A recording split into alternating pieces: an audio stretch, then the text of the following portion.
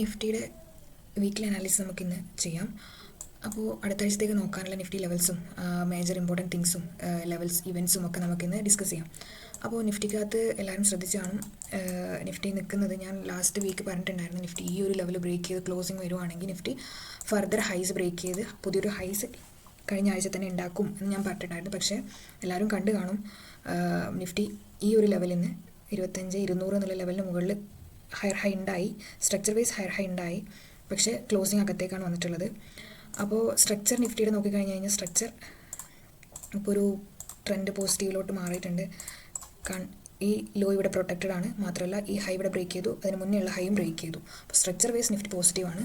അപ്പോൾ നോക്കാനുള്ള major levels എന്ന് പറയാനുള്ളത് ഇനി ഈ ഒരു ലെവലാണ് സപ്പോർട്ടീവ് ലെവലായിട്ടുള്ളത്.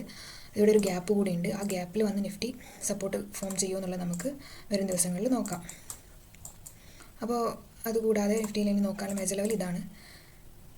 പിന്നെ നമ്മൾ ശ്രദ്ധിക്കേണ്ട മേജർ കാര്യം എന്ന് പറഞ്ഞാൽ നിഫ്റ്റിയുടെ ഇനി പുതിയൊരു ക്വാർട്ടർ ഇനി വരാനുള്ള ഈ അപ്കമിങ് വീക്കിൽ തന്നെയാണ് നിഫ്റ്റീൻ്റെ പുതിയ ക്വാർട്ടർ, നിഫ്റ്റി അല്ല, പുതിയ ക്വാർട്ടർ വരാനുള്ളത്. അതായത് ഒക്ടോബർ, നവംബർ, ഡിസംബർ എന്നുള്ള ക്വാർട്ടർ അവസാനിച്ച് അതിൻ്റെ റിസൾട്ട്സ് ഒക്കെ ഇനി വരാനിരിക്കുന്നതേ ഉള്ളൂ. ജനുവരി മുതലേ റിസൾട്ട്സ് വരാൻ തുടങ്ങും. ജനുവരിയിൽ 1-ാം തീയതി ഓട്ടോൻ്റെ സെയിൽസ് റിപ്പോർട്ട് വരാനുണ്ട്. അപ്പോൾ ഇതൊക്കെ ഒരു മേജർ ഘടകമാണ് നിഫ്റ്റി എങ്ങോട്ടേക്ക് കൊണ്ടുപോകും എന്നുള്ളത്. അപ്പോൾ നമുക്ക് നോക്കാം. റിസൾട്ട് പോസിറ്റീവാണെങ്കിൽ നിഫ്റ്റി എന്തായാലും അപ്സൈഡ് ഫർദർ ഹൈസ് ബ്രേക്ക് ചെയ്ത് 26,500, 26,600 അങ്ങനെ അപ്സൈഡ് പോകും എന്ന് നമുക്ക് പ്രതീക്ഷിക്കാം. 2026 പുതിയ ഒരു നല്ല വർഷമായി. നിഫ്റ്റിയിൽ പുതിയ ഹൈസ് ഒക്കെ ഉണ്ടാക്കി പോകും നമുക്ക് എക്സ്പെക്റ്റ് ചെയ്യാം. കൂടാതെ ഓട്ടോ നോക്കുകയാണെങ്കിൽ തന്നെ നല്ലൊരു റേഞ്ചിലാണ് ഓട്ടോ നിൽക്കുന്നതും. ഓട്ടോയിൽ നോക്കാൻ ഉള്ള മേജർ ലെവൽ എന്ന് പറയുന്നത് നിഫ്റ്റി ഇതാണ്.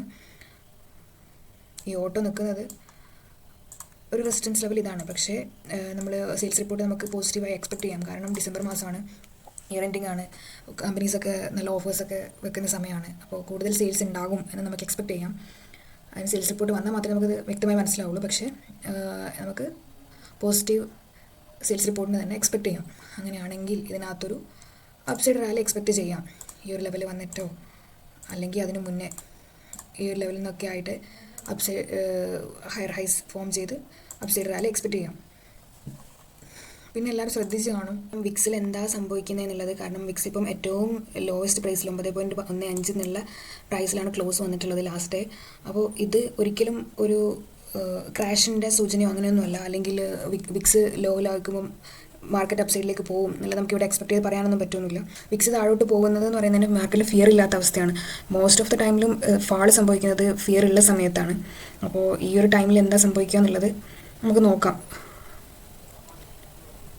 അപ്പം വിക്സ് ഏറ്റവും താഴെ നിൽക്കുന്ന സമയത്ത് ട്രേഡേഴ്സ് ഭയങ്കര കോൺഫിഡൻ്റ് ആയിരിക്കും. ഹെഡ്ജിങ് ഓൾമോസ്റ്റ് ഇല്ലാത്ത സിറ്റുവേഷനാണ്, റിസ്ക് ചെയ്യുന്ന ഫേസാണ്. അതായത് മാർക്കറ്റിൽ എല്ലാവരും റിസ്ക് എടുത്ത് ട്രേഡ് ചെയ്യും, പക്ഷേ അത് ലോസ് കൂട്ടാൻ കൂടുതൽ ചാൻസ് ആയിരിക്കും. കാരണം പെട്ടെന്ന് മാർക്കറ്റ് അപ്സൈഡ് പോകും, അല്ലെങ്കിൽ ഒരു താഴോട്ട് പോകും, ഒരു സഡൻ മൂവ് പെട്ടെന്ന് ഉണ്ടാവും. അതാണ് ഈ ഒരു സമയത്ത് മാർക്കറ്റിൽ സംഭവിക്കാൻ പോകുന്നത്. പ്രത്യേകിച്ച് ഒരു സപ്പോർട്ടോ പ്രൊട്ടക്ഷനോ ഇല്ലാത്ത അവസ്ഥയായിരിക്കും. ഹിസ്റ്ററിക്കലി നോക്കിക്കഴിഞ്ഞാൽ ഡാറ്റ ക്ലിയറായി പറയുന്നുണ്ട് 70% മാർക്കറ്റ് സൈഡ് വൈസ് പോകാനാണ് ചാൻസ് കൂടുതൽ. അതുകൊണ്ട് തന്നെ ഇൻട്രാഡേ പ്രോഫിറ്റൊക്കെ എടുക്കണമെങ്കിൽ കുറച്ച് വലിയ റിസ്ക്കാണ്. നമുക്ക് നോക്കാം ഇന്ത്യ വിക്സിനെ എങ്ങനെയാണ് ബിഹേവ് ചെയ്യുന്നത്, അതെങ്ങനെ മാർക്കറ്റിനെ എഫക്റ്റ് ചെയ്യുന്നുള്ളത് വരും ദിവസങ്ങളിൽ നമുക്ക് നോക്കാം. അപ്പോൾ ഈ ആഴ്ച നോക്കാനുള്ള മേജർ കാര്യം എന്ന് വെച്ച് കഴിഞ്ഞാൽ ഓട്ടോയുടെ സെയിൽസ് റിപ്പോർട്ടും ക്വാർട്ടർ എൻഡിങ്ങും ന്യൂ ഇയറും അതൊക്കെയാണ് നോക്കാൻ ഉള്ളത്. നമുക്ക് നോക്കാം ഈ അടുത്ത ദിവസങ്ങളിൽ മാർക്കറ്റ് ഈ പറഞ്ഞ ലെവൽസ് സപ്പോർട്ട് എടുത്ത് മുന്നോട്ട് പോകുമോ, അല്ലെങ്കിൽ ലെവൽസ് ബ്രേക്ക് ചെയ്ത് പോകുമോ, അല്ലെങ്കിൽ സൈഡ് വൈസായി ഇതിനകത്ത് തന്നെ കിടന്ന് കളിക്കുമോ എന്നുള്ളത് നമുക്ക് നോക്കാം.